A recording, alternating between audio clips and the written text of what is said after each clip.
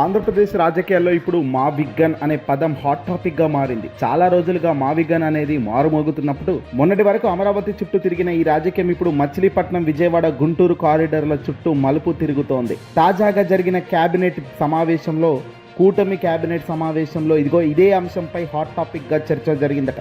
జగన్మోహన్ రెడ్డి గారు ప్రతిపాదించిన ఈ మావిగన్ కాన్సెప్ట్ ఇప్పుడు అధికార పార్టీలో కలకలం రేపుతోంది. ఎలా డిఫెన్స్ చేయాలో అర్థం కాక తలలు పట్టుకుంటున్నారు. ఇక కేబినెట్లో చంద్రబాబు నాయుడు గారు మంత్రులపై ఎందుకు ఆగ్రహం వ్యక్తం చేశారు? మావిగన్ వ్యూహాన్ని తిప్పికొట్టడంలో ప్రభుత్వం ఎందుకు వెనుకబడింది? ఈ పూర్తి వివరాలు ఈ వీడియోలో తెలుసుకునే ప్రయత్నం చేద్దాం. ముందుగా అసలు ఈ మావిగన్ అంటే ఏంటో తెలుసు కదా. మచిలీపట్నంలోని మా, విజయవాడలోని వి, గుంటూరులోని గన్, ఈ మూడింటిని కలిపి ఒక ఇండస్ట్రియల్ మరియు సర్వీస్ కారిడార్గా అభివృద్ధి చేయాలన్నది జగన్మోహన్ రెడ్డి గారి ఆలోచన. ఇది ప్లాన్ బిగా ఆయన చెప్పుకుంటూ వస్తున్నారు.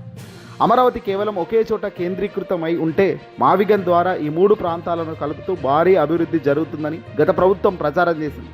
ఇప్పుడు ఇదే అంశం రాష్ట్ర వ్యాప్తంగా చర్చానీయాంశం మారింది. ముఖ్యంగా గ్రామీణ మరియు పట్టణ ప్రాంత ప్రజల్లో ఈ కారిడార్ వల్ల కలిగే ప్రయోజనాలపై చర్చ జరుగుతుండడంతో అది నేరుగా ప్రభుత్వ ఇమేజ్పై చాలా పెద్ద ప్రభావమే చూపుతుంది. సరిగ్గా అమరావతికి సంబంధించి అడుగులు ముందుకు పడుతున్న తరుణంలో జగన్మోహన్ రెడ్డి గారు లేవనెత్తిన మావిగన్తో కూటమి అయితే పర్ఫెక్ట్ టైమింగ్లో డిఫెన్స్లో పడిపోయింది. దీన్ని తిప్పి కొట్టలేక, దీన్ని సమర్థించలేక ఇప్పుడు మధ్యలో నలిగిపోతున్నట్టుగా కూడా స్పష్టంగా వాళ్ళ వైఖరిలో కనబడుతుంది. చంద్రబాబు నాయుడు గారు సాక్షాత్తు ఎక్కడ ఏ మీటింగ్లో మాట్లాడినా కూడా దీనిపై స్పందించడం లేదు.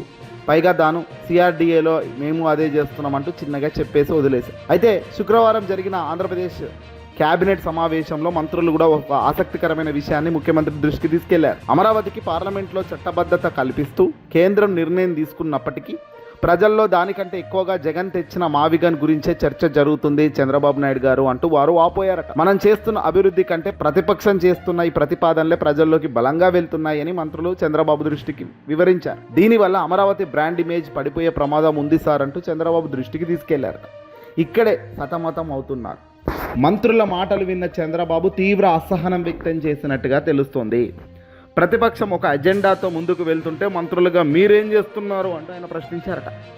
మావిగన్ ప్రతిపాదనలో ఉన్న లోపాలను ప్రజలకు వివరించడంలో మంత్రులు వెనకబడ్డారని, సోషల్ మీడియా ద్వారా దీన్ని సమర్థవంతంగా తిప్పికొట్టలేకపోతున్నారని ఆయన క్లాస్ పీకుతున్నట్లు తెలుస్తోంది. ప్రభుత్వం చేస్తున్న మంచి పనులను ప్రచారం చేయడంలో కానీ మంత్రులు, ఎమ్మెల్యేలు విఫలమవుతున్నారని, కేవలం అధికారులపై ఆధారపడడం సరికాదని ఆయన హెచ్చరించారట.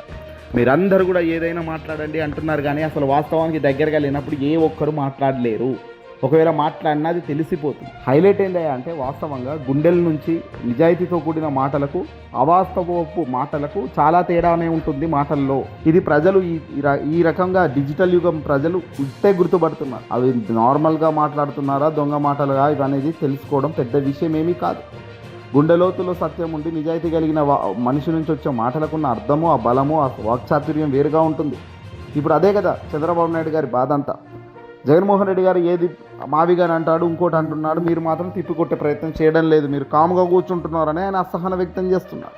ఎంత చేసినా ఏం చేసినా పై స్థాయిలో ఉన్న మీ నుంచి, అంటే చంద్రబాబు నాయుడు నుంచి కనుక అధికార పరిపాలనలో సాఫీగా జరగకపోతే అది ఎవరు ఏం చేయలేరు. ఇదే సమావేశంలో చంద్రబాబు రాబోయే మున్సిపల్ ఎన్నికల గురించి కూడా కీలక ఆదేశాలు ఇచ్చినట్టుగా తెలుస్తుంది.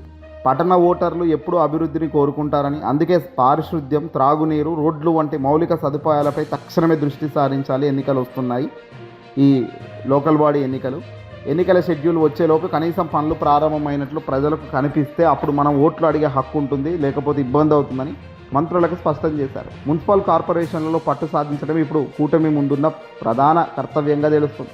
కేబినెట్లో చర్చకు వచ్చిన మరికొన్ని అంశాలు చూస్తే కేబినెట్ అజెండా ముందే లీక్ అవ్వడం, చంద్రబాబు అధికారులపై మండిపడ్డారట. లీకులు ఎక్కడ జరుగుతున్నాయో నిఘా పెట్టాలని ఆదేశించారు.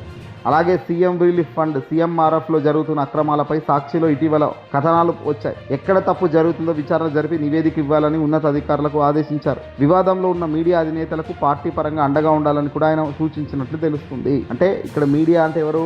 ఇటీవల ఆంధ్రజ్యోతికి సంబంధించిన తప్పుడు కథనం తప్పుడు లైన్ ఒకటి రాయడం వల్ల, తప్పుడు లైన్ వల్ల ఇబ్బంది అయింది. వైసీపీ వాళ్ళు ఏకంగా నిరసన వ్యక్తం చేశారు. కానీ దాంట్లో ఆ ఏబిఎన్ రాధాకృష్ణకు తోడుగా నీడగా ఉండండి, వివాదంలో ఉన్న మీడియా అధినేతలకు అండగా ఉండండి అని పార్టీ పెద్దలకు చెప్తున్నారు చంద్రబాబు నాయుడు గారు. అంటే నిజంగా అసలు ఎక్కడికి పోతుందో అర్థం కావడం లేదు. మొత్తానికి జగన్ విసిరిన మావిగన్ హస్త్రం ఇప్పుడు చంద్రబాబు క్యాబినెట్ను ఆలోచనలో పడేసింది. మరి మా విగన్ ప్రచారాన్ని ప్రభుత్వం ఎలా అడ్డుకుంటుంది, రాబోయే రోజుల్లో అమరావతి అభివృద్ధి ప్రజల్లోకి ఎలా తీసుకెళ్లే ప్రయత్నం చేస్తుంది, అలాగే ఈ లోకల్ బాడీ మున్సిపల్ ఎన్నికల్లో రాబోయే రోజుల్లో యుద్ధం ఏ రేంజ్లో ముందుకు సాగుతుంది అనేది ఖచ్చితంగా వేచి చూడాలి. కొద్ది రోజుల్లోనే ఇవన్నీ కూడా ఉన్నాయి కాబట్టి చాలా అప్రమత్తం అవుతూ ముందుకు పోతున్నాం. ఏదేమైనప్పటికీ కూడా మంత్రివర్గంలో కూడా మా విగన్ టాక్ రావడం నిజంగా చంద్రబాబు దారుణమైన ఫెయిల్యూర్కు ప్రధాన కారణాలుగా కనబడుతుంది. ఈ వీడియో నచ్చితే లైక్ కొట్టి షేర్ చేయండి.